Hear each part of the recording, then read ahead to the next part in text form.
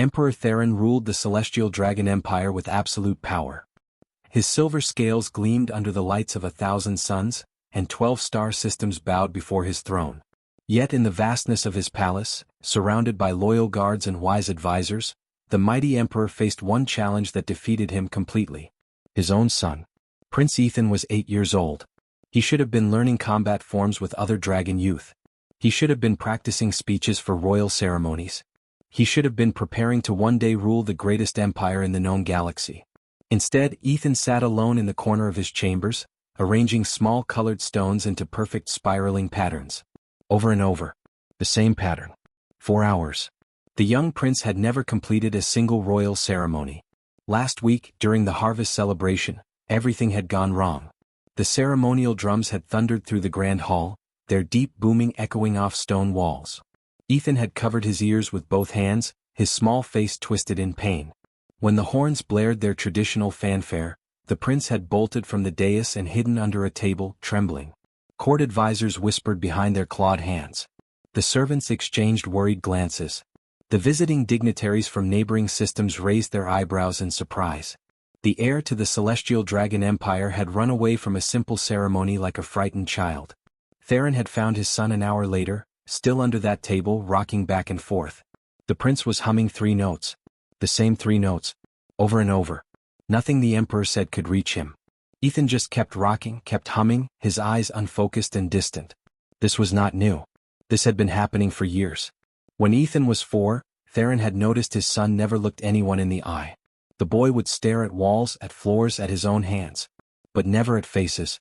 Dragon culture considered eye contact essential. It showed respect, strength, confidence. A future emperor who could not meet another being's gaze? Unthinkable. When Ethan was 5, the problems grew worse. He would only eat 3 specific foods. He wore the same style of clothing every day, and screamed if anyone tried to dress him in ceremonial robes.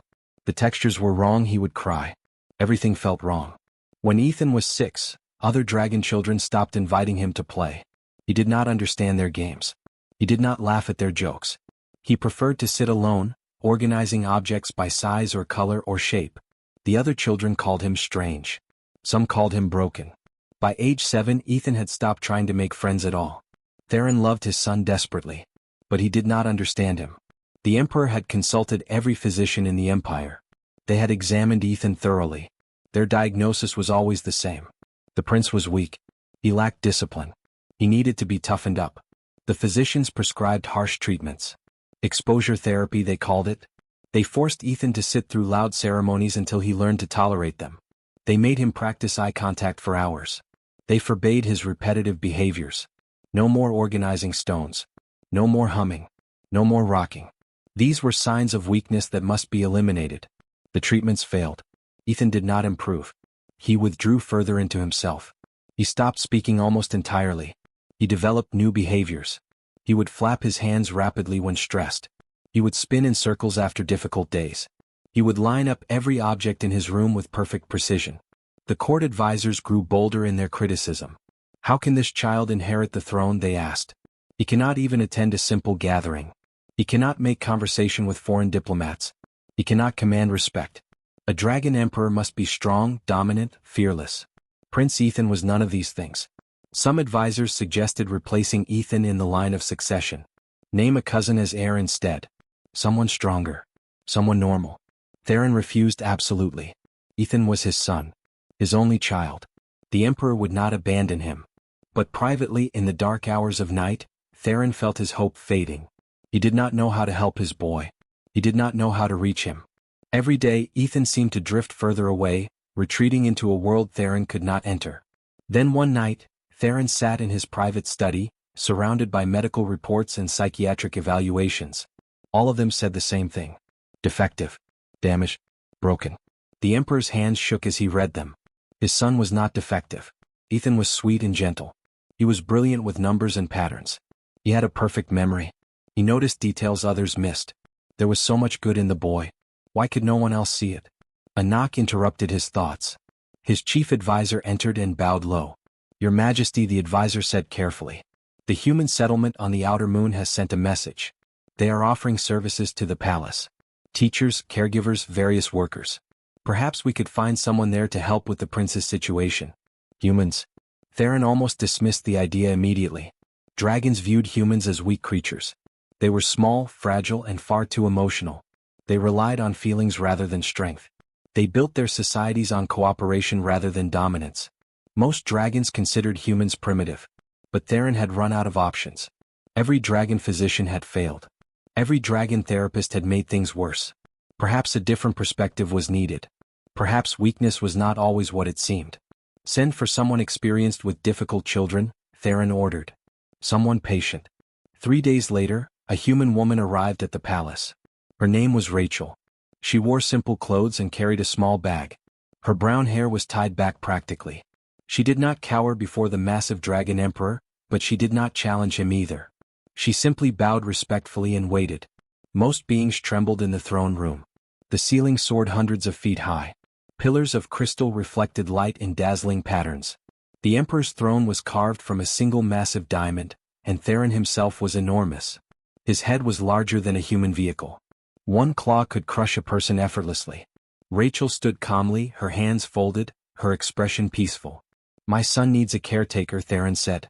His voice boomed through the chamber. "Someone who can manage his difficulties. The physicians have failed. I am told humans have experience with such children." Rachel tilted her head slightly. "May I ask what difficulties the prince experiences, Your Majesty?" Theron listed them. The avoidance of eye contact. The sensitivity to sounds and textures. The repetitive behaviors. The social isolation. The meltdowns during ceremonies. The inability to handle changes in routine. Rachel listened carefully. When the emperor finished, she asked a single question. "May I meet him?" Theron led her through the palace. They walked in silence, the emperor's massive form moving with surprising grace, Rachel following with quiet footsteps. They reached Ethan's chambers in the eastern tower. The traditional location for the heir. Close to the ceremonial bells that rang every morning. Close to the grand halls where crowds gathered. Close to everything that made Ethan miserable. The emperor opened the door carefully. Inside, Prince Ethan sat on the floor surrounded by hundreds of small stones. He was arranging them in a complex spiral pattern, each stone perfectly placed. His small dragon form was hunched over his work, completely absorbed. He hummed those same 3 notes, soft and repetitive. Rachel did not rush forward. She did not try to greet the prince or make him acknowledge her.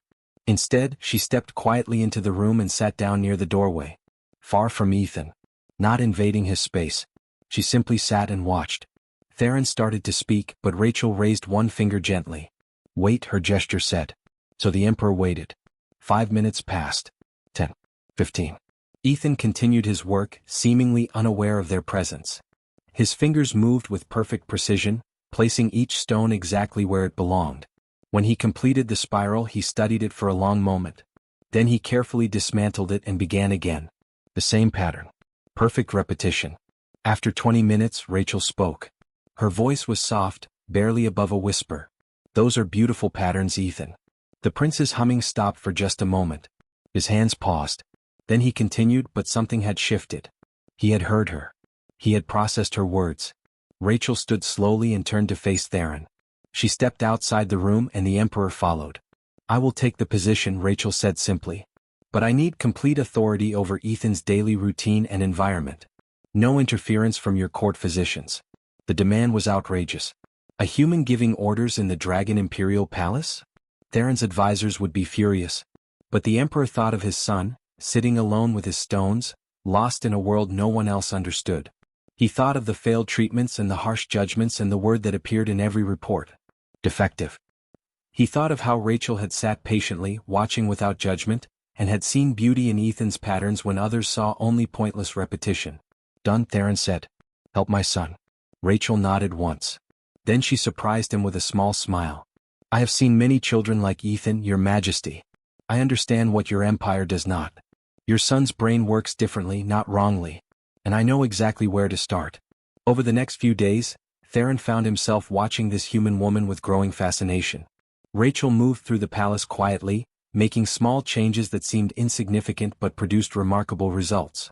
She spent hours observing Ethan, taking notes, asking careful questions. The emperor's heart stirred with something unfamiliar. Hope. Real hope. For the first time since his son's birth, Theron wondered if perhaps Ethan was not broken after all. Perhaps the Empire had simply been looking at him wrong. And this human woman, this small creature his culture dismissed as weak, she saw what an entire civilization of mighty dragons had missed. She saw not a defective prince but simply a different one. Theron began to wonder what else his empire had gotten wrong. What else had they dismissed as weakness that was actually strength in disguise?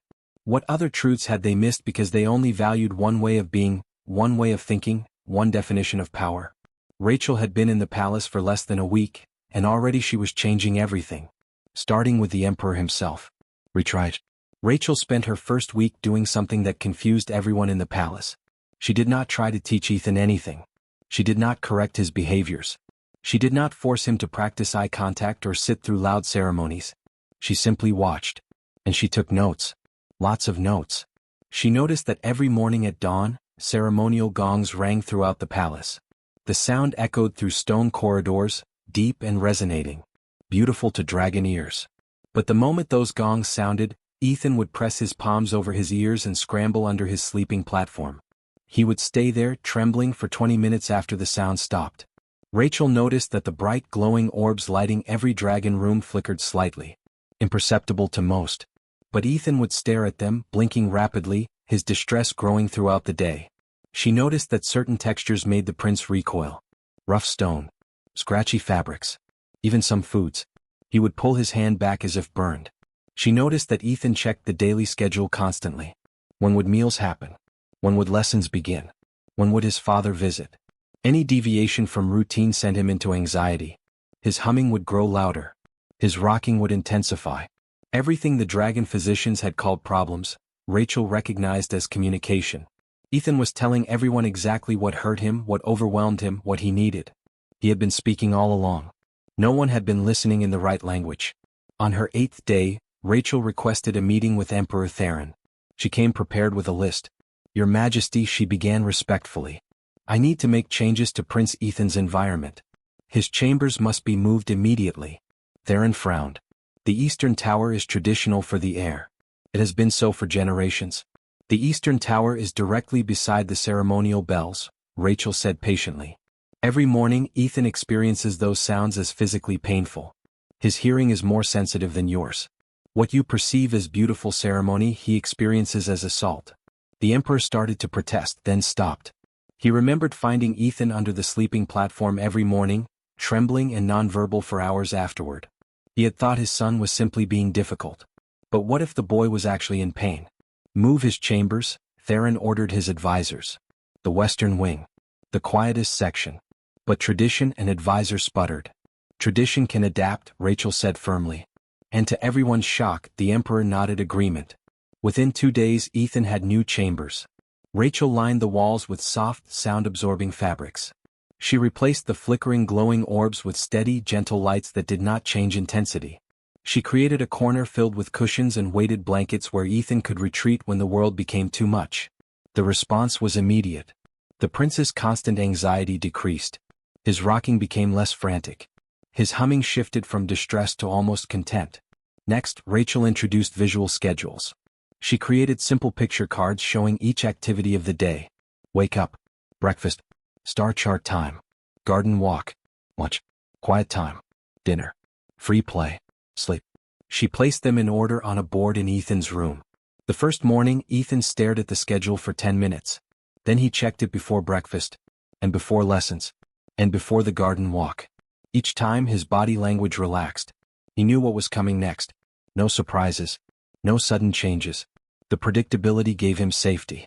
Rachel explained it to Theron one evening. Imagine if every day things happened randomly. No warning. No pattern. Someone suddenly grabbed you. Loud noises exploded without notice. Your plans changed constantly. You would feel anxious too. Ethan just needs to know what is coming so he can prepare himself. The Emperor watched his son check the visual schedule for the 5th time that day, and understanding dawned. Ethan was not being stubborn or difficult. He was trying to feel safe in a world that felt chaotic and overwhelming. Rachel made more changes. She noticed Ethan loved star charts. He would study them for hours, memorizing every constellation, every trade route, every celestial pattern. The dragon tutors had forbidden this. Too much time on one subject, they said. He must have varied lessons. Rachel did the opposite. She brought Ethan more star charts. Hundreds of them. Ancient ones, modern ones, theoretical ones. She let him arrange them however he wanted. She did not interrupt or redirect. She simply let him engage with what he loved. And something remarkable happened. Ethan began to relax around her. After 2 weeks, he would seek her presence. He would bring her his star charts to show her his patterns. He still did not make eye contact. He still did not speak much. But he was connecting in his own way. One afternoon, Theron found Rachel sitting on the floor of Ethan's chambers. The prince was arranging star charts in an elaborate pattern that covered half the room. Rachel sat nearby, not interfering, just present. "Why do you let him do that for hours?" the emperor asked quietly. The physician said his repetitive behaviors needed to be stopped. Rachel gestured for Theron to come closer. She pointed at the pattern Ethan had created. "Look carefully, Your Majesty. What do you see?" Theron studied the arrangement. At first it seemed random. Just charts placed in spiral formations. But then he noticed something. The spiral matched the actual configuration of the Orion trade routes. Every planet, every station, every jump point. Perfectly accurate. From memory. "He is learning," Rachel whispered. "What looks like play to you is how his brain processes and stores information." Those physicians who tried to stop this behavior were actually interfering with his natural learning style. The emperor stared at his son with new eyes. Ethan was not wasting time. He was studying, practicing, mastering complex navigation in a way that worked for his unique mind. Rachel began teaching Theron directly. She explained that when Ethan avoided eye contact, it was not disrespect. Looking at faces could be genuinely uncomfortable for him, sometimes even painful. Forcing it only caused distress without building connection. She showed him that when Ethan echoed words back instead of answering questions, he was not being rude. He was processing language, buying himself time to formulate a response. She demonstrated that when Ethan needed to spin in circles after a stressful event, it helped regulate his sensory system. Like shaking out tension. Stopping him from spinning only trapped that stress inside. "On Earth we call it autism," Rachel explained one evening. She had brought books from the human settlement. Studies, guides, personal accounts. It is not a disease. Not a defect. Not something to cure. It is a different neurological structure. Ethan's brain is wired differently than yours. He experiences sensory input more intensely. Sounds are louder. Lights are brighter. Textures are more extreme. His brain seeks patterns and routines because they are predictable and therefore safe. Theron read everything she gave him. He stayed up late into the night, studying human research about autism. About sensory processing differences. About the importance of accommodations rather than forced conformity. One passage struck him deeply. It was written by an autistic adult. "For years, people tried to train the autism out of me. They saw my natural behaviors as broken things to fix. It was only when someone accepted me as I was and adapted the environment to suit my needs that I could truly thrive. I was never broken. The world was just not built for brains like mine." The emperor sat back, his heart heavy with regret. His physicians had been trying to train the autism out of Ethan. They had seen his natural behaviors as problems to eliminate. They had been trying to force his son to be someone he was not. Rachel was doing the opposite. She was accepting Ethan exactly as he was and changing the environment to suit him. Theron began implementing what he learned. He started announcing his presence before entering Ethan's space. A gentle knock. A verbal warning. "Ethan, it is your father. I am coming in now." It gave the prince time to prepare for the interaction. He stopped expecting eye contact. If Ethan looked at his hands or at the wall while they talked, that was fine. The emperor focused on his son's words, not where his eyes pointed. He gave advance warnings for any change. "Ethan, in 5 minutes we will go to the garden. Then 4 minutes. Then 3. Then 2.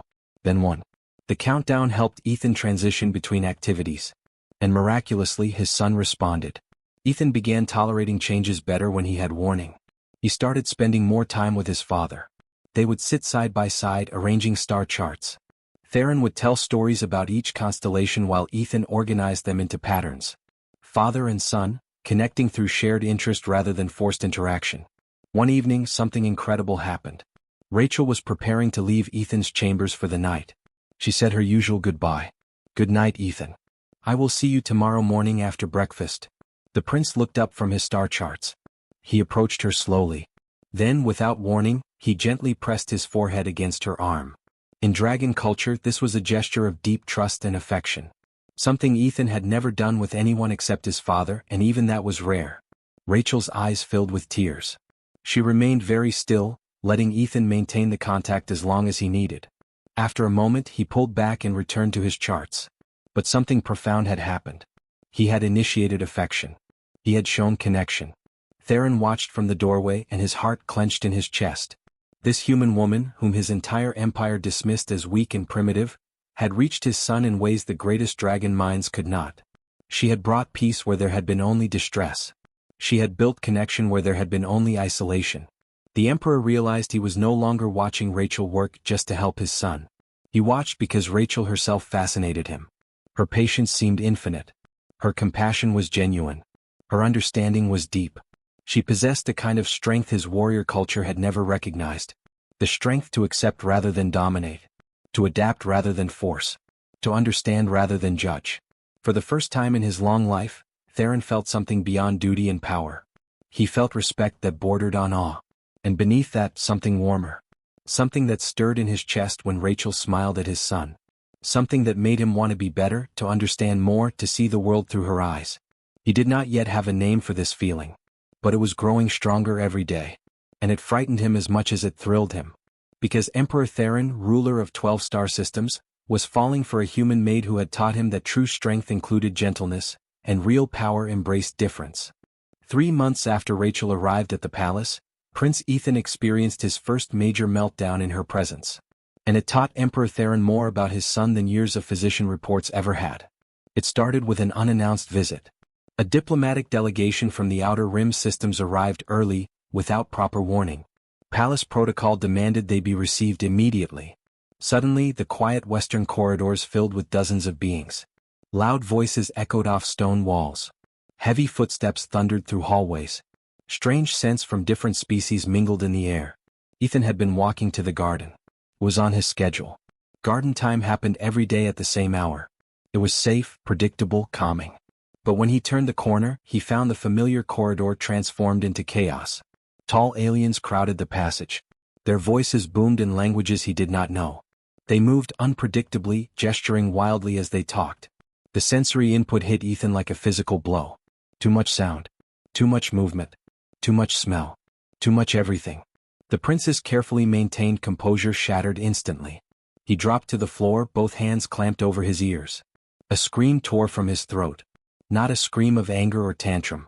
A scream of genuine pain and terror. His whole body went rigid, then began to shake. Dragon guards rushed forward to help.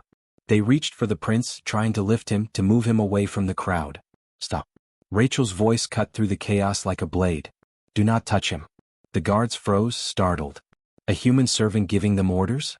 Unthinkable. But something in Rachel's tone made them obey. She moved quickly but calmly through the crowd. Everyone back, she said firmly. Clear this corridor now. To everyone's surprise, the diplomatic delegation stepped aside. Perhaps they heard the authority in her voice. Perhaps they saw the genuine crisis unfolding. Either way they moved. Rachel did not approach Ethan directly. She knew from experience that touch during a meltdown often made things worse. Instead, she sat down on the floor about 6 feet away from him. She made herself small, non-threatening. And she began to hum. The same 3 notes Ethan always hummed when he needed to self-soothe. The prince's screaming continued, but Rachel kept humming. Soft, steady, predictable. A familiar pattern in the midst of chaos. Minutes passed. 5, 10, 15. Slowly, gradually, Ethan's screams subsided into sobs. The sobs became hitching breaths. His rigid body began to relax slightly. Rachel spotted a doorway nearby. Ethan, she said gently, using simple, direct language. Quiet room. 3 steps away. Safe space. The prince's eyes, wild and unfocused, tracked toward the door. With trembling limbs he crawled toward it. Rachel followed at a distance, giving him space. They reached a small storage room. Dim, quiet, empty. Ethan crawled into the farthest corner and curled into a tight ball. Rachel pulled a weighted blanket from the bag she always carried. She had learned to keep supplies everywhere Ethan might need them. She draped the blanket gently over him, not forcing contact, just offering the deep pressure his nervous system craved. The prince's breathing steadied under the weight. The blanket grounded him, helped him feel where his body was in space. Emperor Theron arrived then, his massive form filling the doorway. His scales were slightly raised, a sign of agitation. What happened, he demanded. Rachel stood and quietly explained. Sensory overload. Too much unexpected stimulation. His nervous system became completely overwhelmed and essentially shut down. This was not a tantrum, Your Majesty. This was a neurological response he cannot control. The Emperor stared at his son, still curled under the weighted blanket, and felt shame wash through him. How many times had physicians told him that Ethan's meltdowns were behavioral problems requiring discipline? How many times had they punished his son for something that was actually a medical crisis? That evening, after Ethan had recovered enough to sleep, Rachel met with Theron in his private study. She came prepared with a presentation. Charts, graphs, research papers. Very human in approach, which almost made the Emperor smile despite the day's stress. Your Majesty, Rachel began. Your empire needs to understand neurodiversity. Ethan is not the only one struggling. She explained that during her time in the palace, she had observed dozens of dragon youth showing similar traits. Children who were punished for rocking or humming. Young ones who were forced into overwhelming social situations. Students who were failing traditional education not because they were unintelligent, but because the teaching methods did not match how their brains processed information. All of them were being told they were broken. All of them were being forced to conform to a single standard of normal. Rachel showed Theron statistics from Earth. Studies about autistic individuals. When they were supported rather than forced to conform, when accommodations were provided rather than punishment, many developed extraordinary abilities. Pattern recognition that surpassed typical brains. Systematic thinking that solved complex problems others missed. Intense focus that allowed deep mastery of subjects. Attention to detail that caught errors everyone else overlooked. Your physicians have been trying to make Ethan fit a mold, Rachel continued, her voice passionate. They see his differences as defects to eliminate. But what if instead your empire adapted to include different kinds of minds? What if you built a society where people like Ethan could thrive as themselves, not as poor imitations of everyone else? Theron listened intently.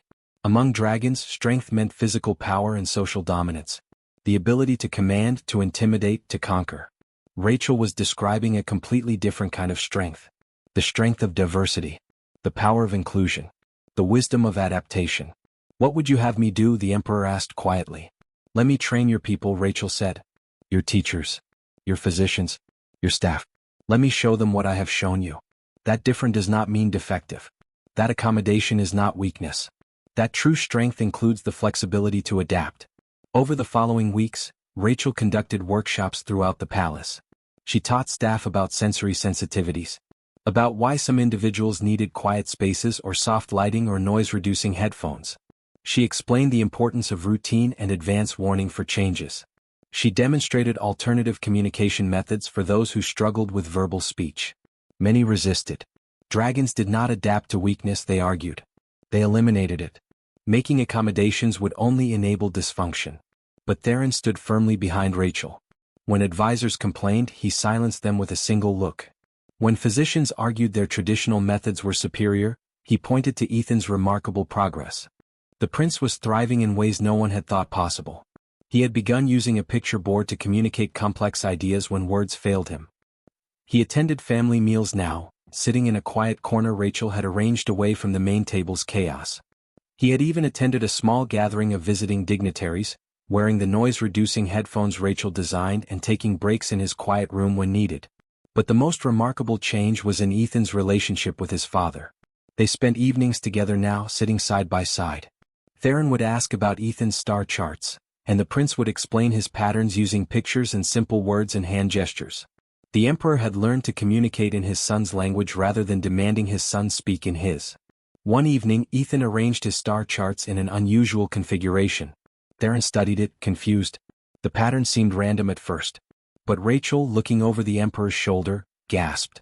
What is it? Theron asked. Rachel pointed at the pattern with trembling fingers.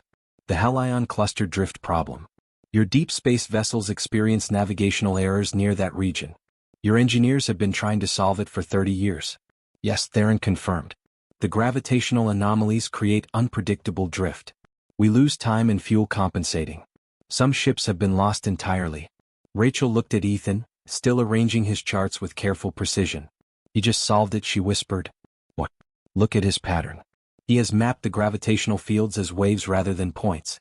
If you navigate following the wave patterns instead of fighting against them, you could use the gravitational forces to assist travel rather than hinder it. Theron leaned closer, his massive head lowering to study his son's work. The pattern was elegant, simple, and it made perfect sense. Why had no one seen this before? Because no one thought like Ethan. The prince's unique brain, the one everyone called defective, saw patterns that typical minds missed entirely. The emperor called his chief engineers the next day. He presented Ethan's solution. They were skeptical at first. A child's star chart patterns? But they ran the calculations. And the calculations worked. Perfectly. The solution would revolutionize deep space travel throughout the empire. It would save countless lives and resources. And it came from the prince everyone had dismissed as broken. Word spread through the palace. Then through the empire. The defective heir had accomplished what the greatest minds could not. Theron watched the shift in how people treated his son. The whispers changed. The looks of pity became looks of respect. And the emperor understood something profound. Ethan had not changed. His abilities had been there all along. Society had simply been too rigid to recognize them. That evening, Theron found Rachel in the garden. She sat on a stone bench watching the sunset. The emperor settled beside her, his presence enormous but somehow gentle. "You have given me back my son," he said quietly. Rachel shook her head. "I just helped you see him clearly. He was always there, Your Majesty. Always brilliant. Always valuable. Just in ways your culture was not designed to recognize. You challenged everything my empire believes," Theron said. "And you were right about all of it." Rachel met his eyes. Not just his eyes, she realized. His gaze. And in that moment something passed between them. Recognition. Respect. And something deeper neither was quite ready to name yet. But it was there. Growing. Undeniable. A human and a dragon, connected by their love for a child who saw the universe differently than everyone else. The Halion cluster navigation solution changed everything in the empire overnight. Emperor Theron presented Prince Ethan's star chart patterns to his chief engineers in a formal meeting. The engineers arrived skeptical, some openly dismissive. A child's hobby solving a 3-decade-old problem? Impossible. But they ran the calculations anyway. First once. Then twice. Then a third time because they could not believe the results.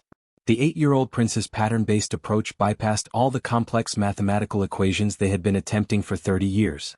His visual, intuitive understanding of gravitational waves accomplished what their rigid formulas never could. The solution was not just correct. It was elegant, simple, perfect. Within a week, test ships reported 40% reduction in fuel consumption on Halion cluster routes. Navigation time decreased by half. The risk of drift-related accidents dropped to nearly zero. The economic impact would be massive. The safety improvements would save lives across the empire. Word spread like wildfire through the 12 star systems. The defective prince. The broken heir.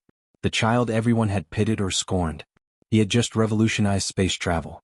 Court advisors who had whispered cruel things about Ethan fell silent. Those who had questioned Rachel's methods suddenly requested meetings with her. Could she evaluate other struggling dragon youth? Could she train more staff? Could she establish programs throughout the empire? The cultural shift began slowly, but it began. Parents who had hidden their different children started bringing them forward. Teachers who had dismissed struggling students started asking for new approaches. The empire was waking up to something it had missed for generations. Theron commissioned Rachel to establish the empire's first neurodiversity institute.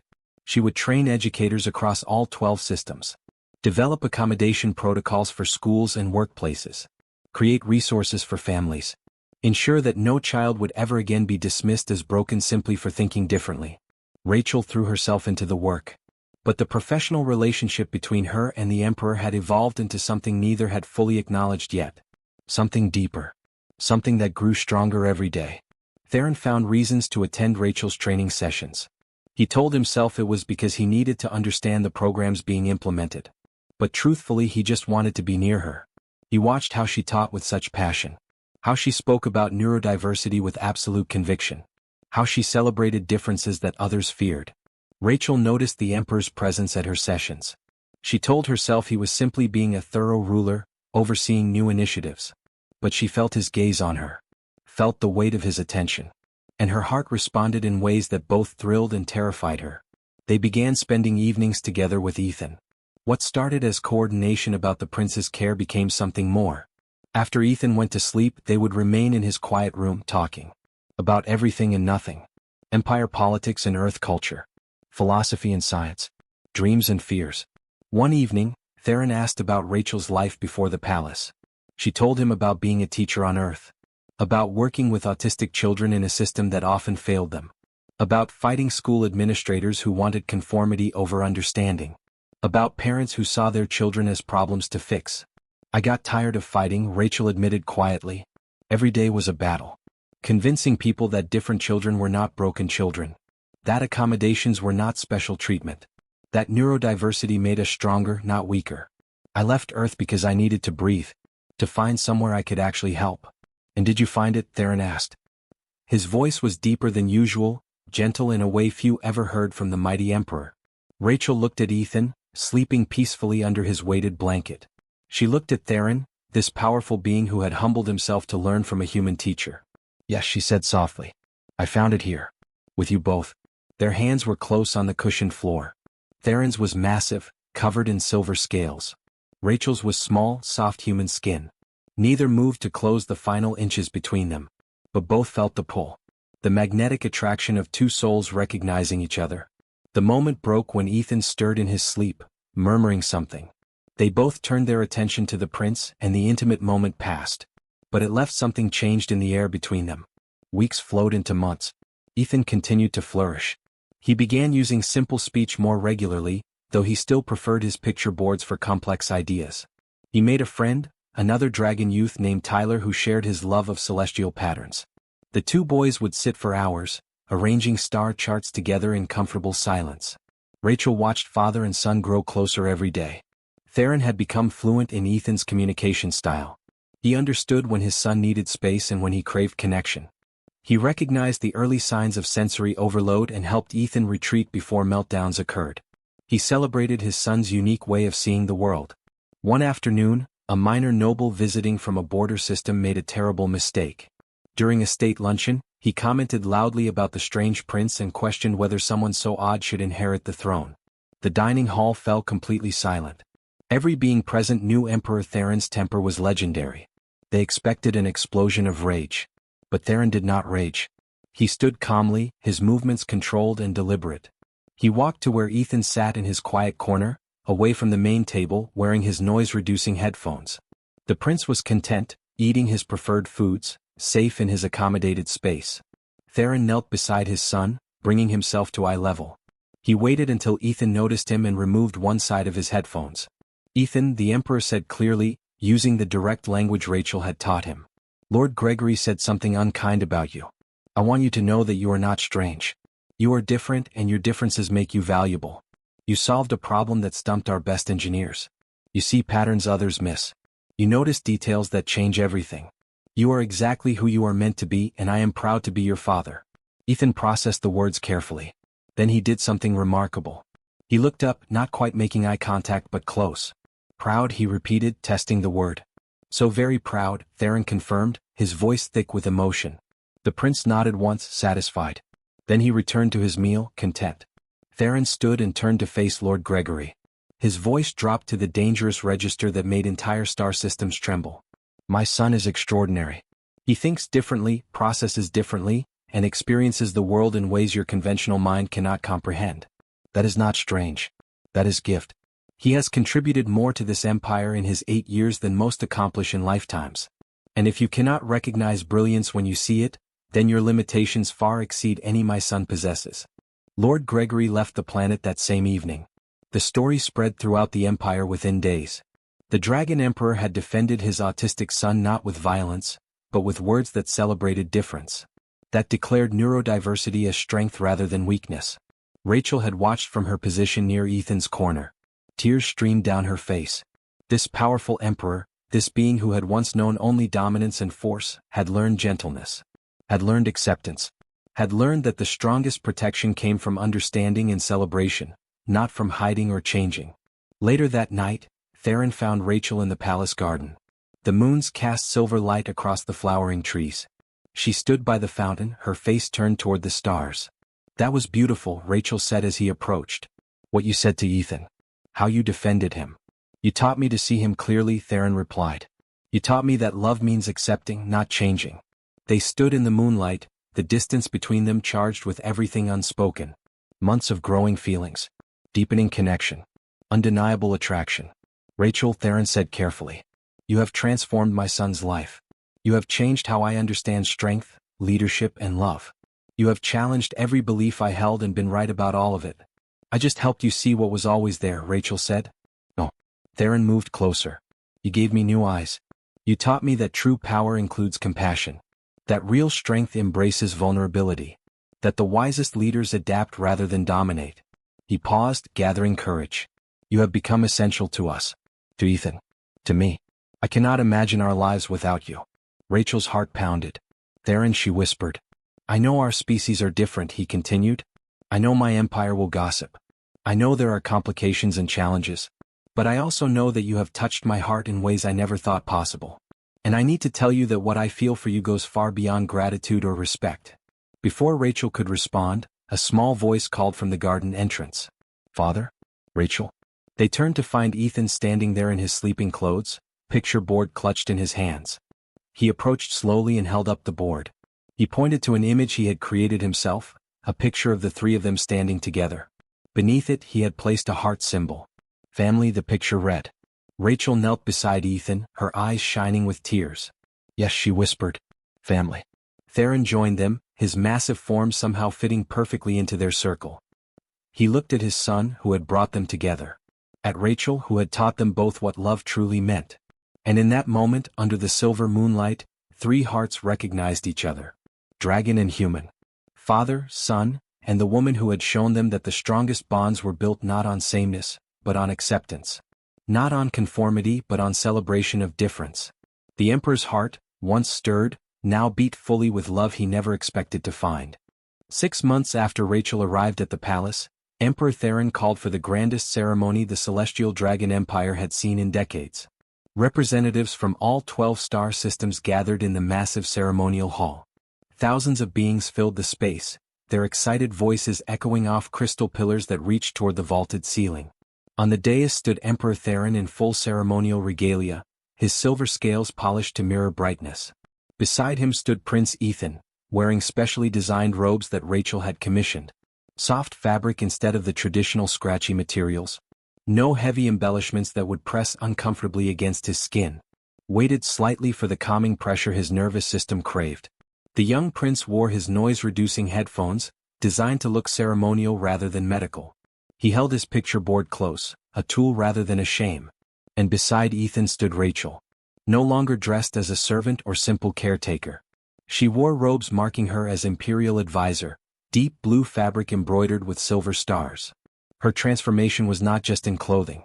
She stood with confidence, with authority, with the bearing of someone who had fundamentally changed an empire. The crowd settled into expectant silence. Emperor Theron stepped forward, his voice amplified to reach every corner of the vast hall. Today I announce the Ethan Accord, he declared. Named for my son who has taught this empire that strength comes in many forms. Murmurs rippled through the audience.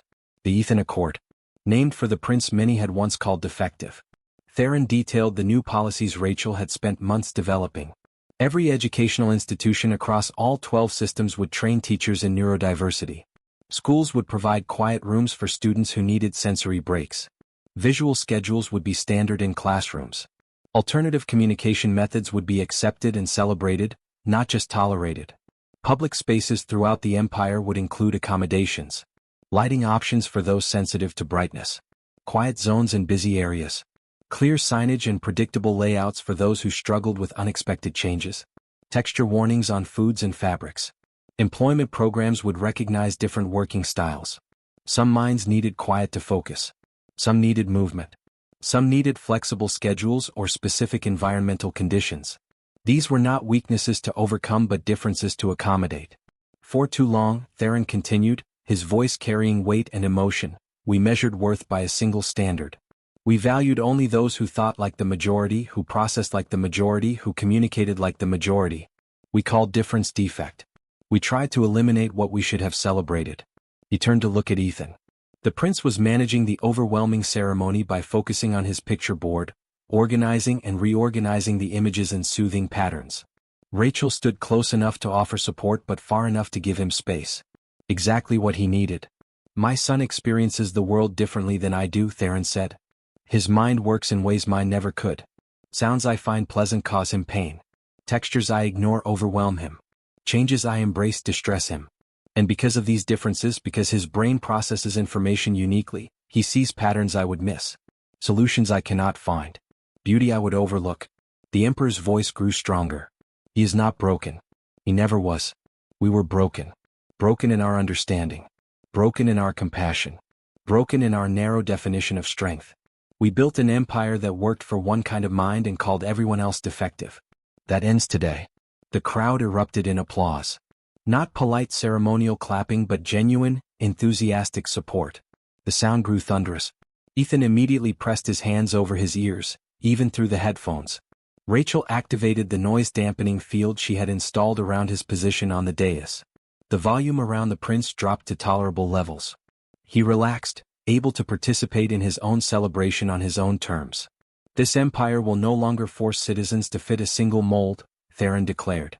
We will adapt our systems to include all kinds of minds, all ways of being.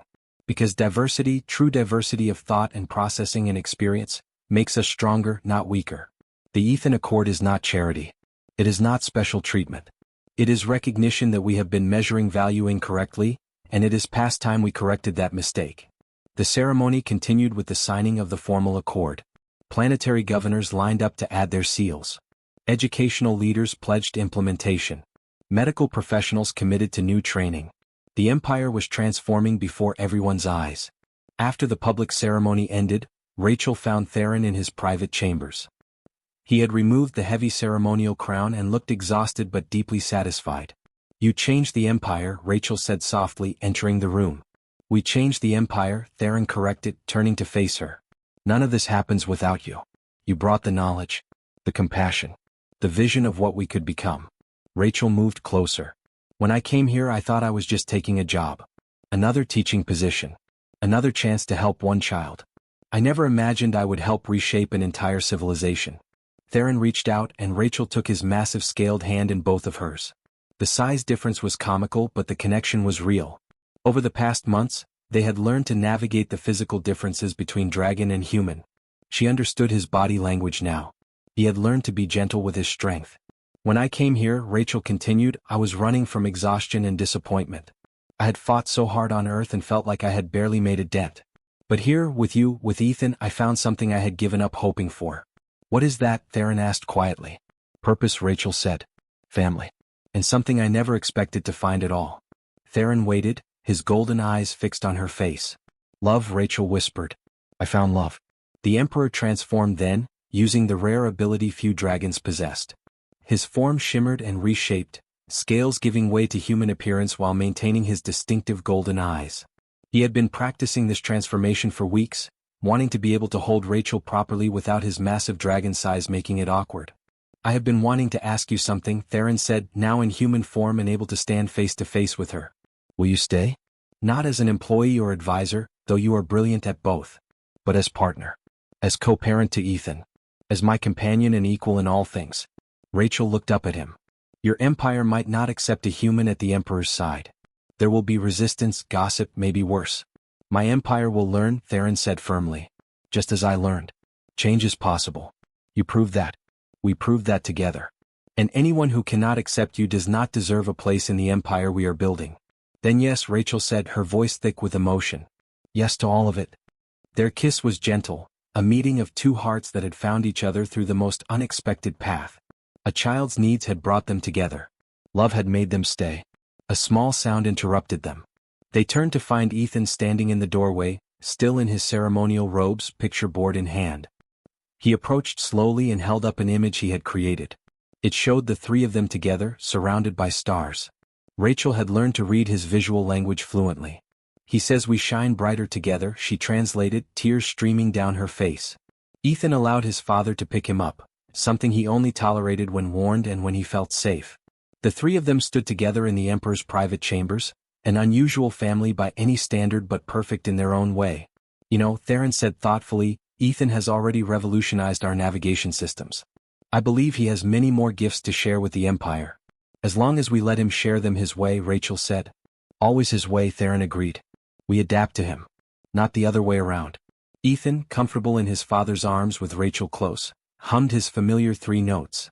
But then he added a fourth note and a fifth, creating a new melody. A new pattern. He is growing, Rachel whispered. Evolving. But staying true to himself. In the weeks that followed, the Ethan Accord transformed the Empire in practical, tangible ways. Autistic dragon youth who had been hidden by ashamed families came forward. Programs flourished in schools. Workplaces adapted. Public spaces became accessible to different minds. And at the center of it all, Prince Ethan continued to map the stars in his unique way. He made more discoveries. Solved more problems. But more importantly, he simply existed as himself, celebrated rather than corrected. Theron learned that the greatest emperors did not just conquer territories. They conquered limited thinking. They built empires not just of planets but of acceptance and inclusion. Rachel, who had left Earth exhausted from fighting for understanding, discovered that sometimes the battle was worth it. Especially when it meant changing not just individual lives but entire civilizations. Together, Dragon Emperor, Human Teacher, and Extraordinary Prince proved that love and acceptance could transform worlds. That strength included gentleness. That power embraced diversity. That the most valuable perspectives often came from those who saw the universe differently than everyone else. The star charts Ethan created hung throughout the Empire, not just as tools but as symbols. Reminders that different minds saw different patterns and all those patterns had value. In quiet moments, when ceremonies ended and crowds dispersed, the three of them would sit in Ethan's peaceful room, arranging stars and crystals, humming gentle melodies, simply being present with each other. A family built not on sameness but on acceptance, not on conformity but on celebration of difference. And the Emperor's heart, once stirred by watching a human maid comfort his autistic son, now beat with the steady rhythm of a love that had changed everything. Retry.